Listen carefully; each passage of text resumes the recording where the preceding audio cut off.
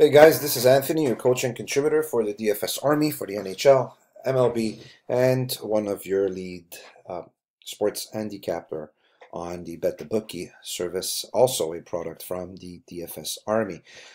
This video is going to be exclusive to our VIP members, and I hope you guys are going to enjoy this as I'm digging into in today's slate.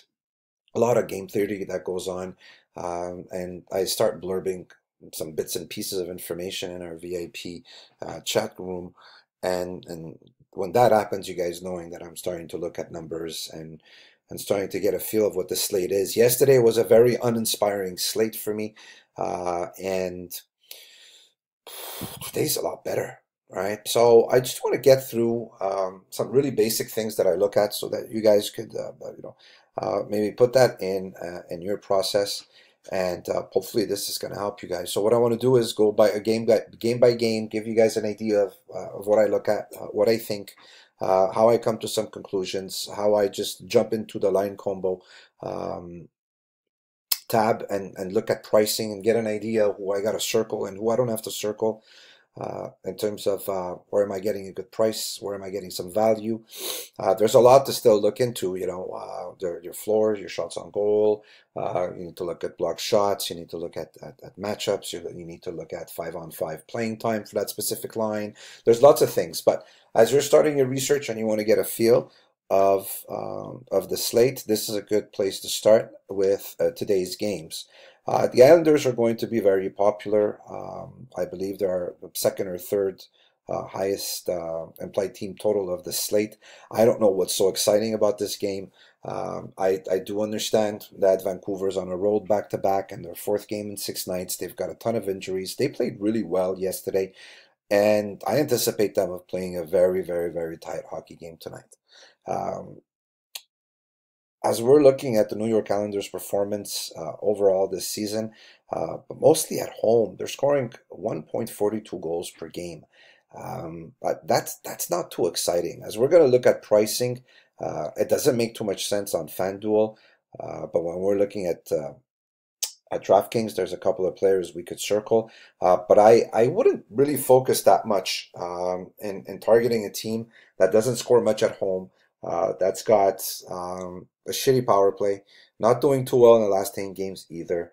Um, really not exciting. Really not exciting for me here. So just just to give you guys an idea, I don't really look at, oh my God, they scored over 4 goals per game in the last 2 years. In the last 2 years, I really don't give a shit about this. They could have scored 20 goals per game, but right now they're not scoring. And this is trouble for them. I don't anticipate a blowout over here. I anticipate Vancouver playing a very tight game, tired or not. I'm really not liking the Islanders as much as people are talking about it right now. If we look at the players, I'm going to bring a lot of focus on the power play here. This section is fantastic, but I'm always going to look at here because I want to see, who's getting power play one time, and which line they're playing on. If I could get, a piece of New York Islanders 1, a piece of New York Islanders 2, and have exposure to Eberle on the power play at 4,200 on DK. For me, it becomes not a no-brainer because I'm probably going to want to look for more value than this, but this is a player I'm going to circle for sure. And Barzal, same thing. Both of these players are not going to bring you to a tremendous floor. Barzal's not going to shoot more than 2.3 times per game. So floor is not there. You're anticipating for them to score a lot of goals to get some upside from these guys. Eberle shoots a little bit more throughout his career. This could be a good bargain for them. I'm not even going to look at Vancouver, but this is something. So a couple of players that I would circle versus the really expensive ones that are here that I absolutely have no interest with scoring under 2 goals per game for the season at home. When it becomes a little bit more interesting here, we have the Panthers with an expected goals of 3.63. The Vegas says 2.9. I really like Philly tonight. We actually have some money on Philly on the bookie service. There's a lot of value. I think Vegas is off of close to 20 points, so we're gonna take the minus 111. I think we were on this morning, and we're expecting a lot of goals here also. Special teams might be the main factor for the Panthers. They've got a really solid power play, and sorry for Philly fans, their power play killing is disgusting. So if you're the Flyers, if I'm looking at this, I'm sure the Flyers are fully aware about this, and I anticipate them of playing a very disciplined game, but that's not going to stop the Panthers from scoring. Philadelphia's been allowing almost 4.5 goals per game for the season and at home. So this is something to be concerned about. However, I think Philadelphia comes out with the victory, 5-3, 5-4, a high scoring affair. And if we take a quick look at the players, if there's a couple of players that stand out for the Panthers, Barkov always in play, Dandanov always in play, but look how expensive these guys are. Trocheck always in play, a little bit less expensive on DK. A lot of sharps like to stack Barkov and Trocheck every single time that they're playing. Sissyman is one of them. If you would like to find him on a $5 head-to-head tonight on a DK, whoever's watching this video, I guarantee you almost at 99% that he's going to have Barkov and Trocheck stacked in his cash lineup. When we're looking at Hoffman here, I think he's properly priced on DK, very underpriced on FanDuel. He's got at least a point in 12 consecutive games. He's got a floor of approximately 15 FanDuel points. He's giving us on average in the last 5 games almost 4 times his salary. I have no idea what these guys are waiting to increase his salary. He's going to be very popular again tonight, and we need to take a piece of him. Vetrano, a great value tonight on FanDuel also. He's averaging close to 3.5 shots per goal on nets since he's been playing on the second line. For me, it would be Hoffman or Vetrano, one or the other. I'm not too sure where I'm going to be leaning, but this is one guy that I really want in my lineup. Flyers expensive. They've been like this all season long. There's not much value that I could find in these guys, except for Voracek maybe on DK.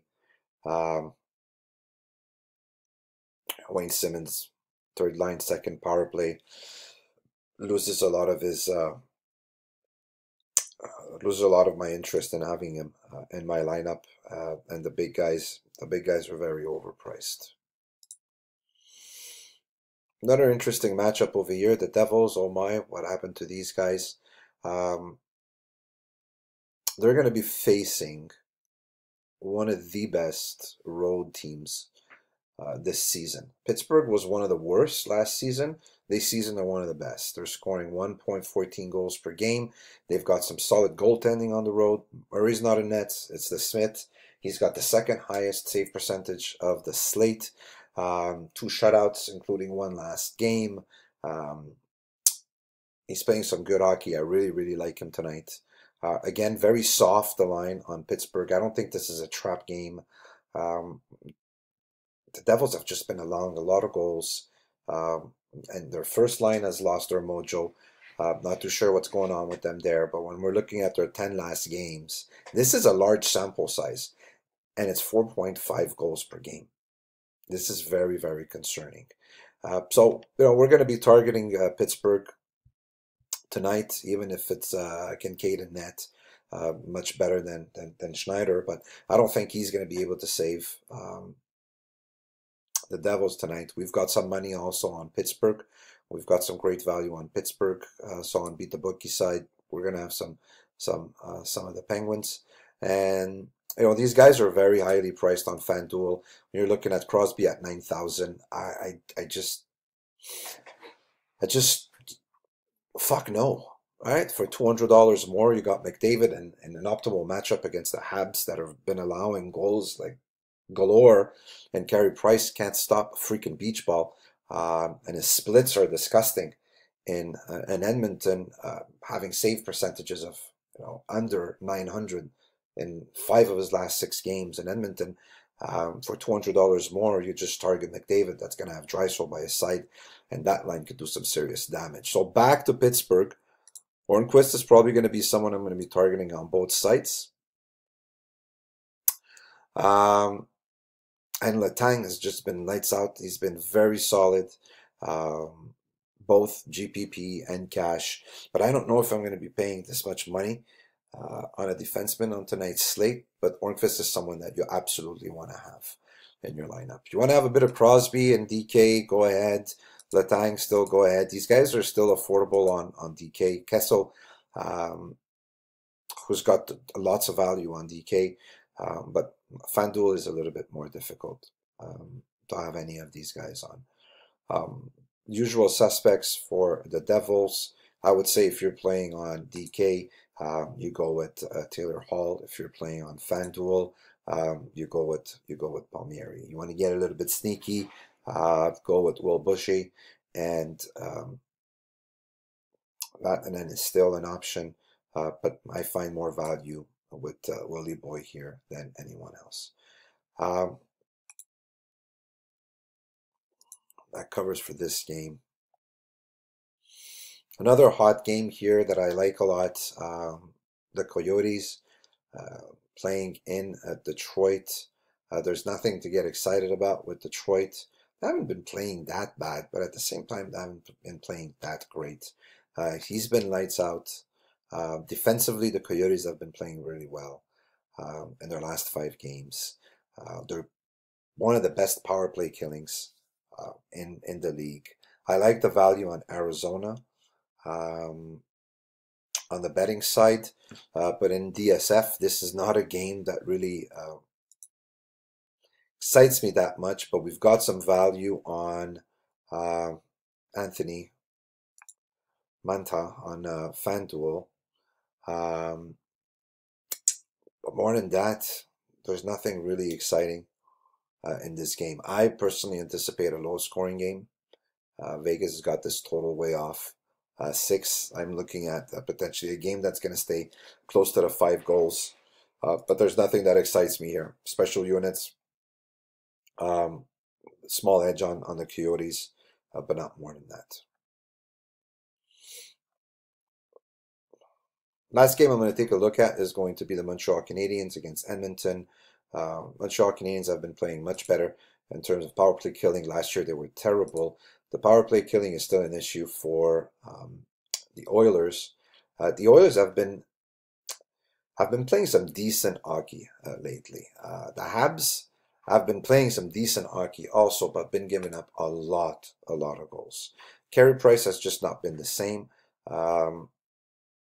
I just think this is a smash spot for Edmonton coming into this game with Carey Price and his really bad splits in Edmonton. His confidence is really shaken. So this is a game where I anticipate a lot of goals on both ends. I think the Canadiens could be a good GPP play. I think we could get a lot of value on Edmonton. And here you go. McDavid, $200 more than Crosby, and in a tremendous spot against the Habs that have been allowing a lot of goals. If Leon Draisaitl also joins this line on both 5-on-5 and power play, it's a huge boost for him also. I think he's going to be very highly owned tonight, McDavid. And I think he's one of the core guys that you're going to want to make sure to have in your lineup. So I wish I'd had a little bit more time to go through every single game, but it's not the case. You wanna smash the Maple Leafs tonight that score almost 5 goals a game on the road against the Lakers, against the Kings that allow almost 5 goals at home. Go ahead, but they're a little bit expensive. There's not much value, behind them on the road. Any questions, guys? Just hit me up on our VIP room, and I'll be more than glad to answer all of your questions. Good luck tonight. Take care.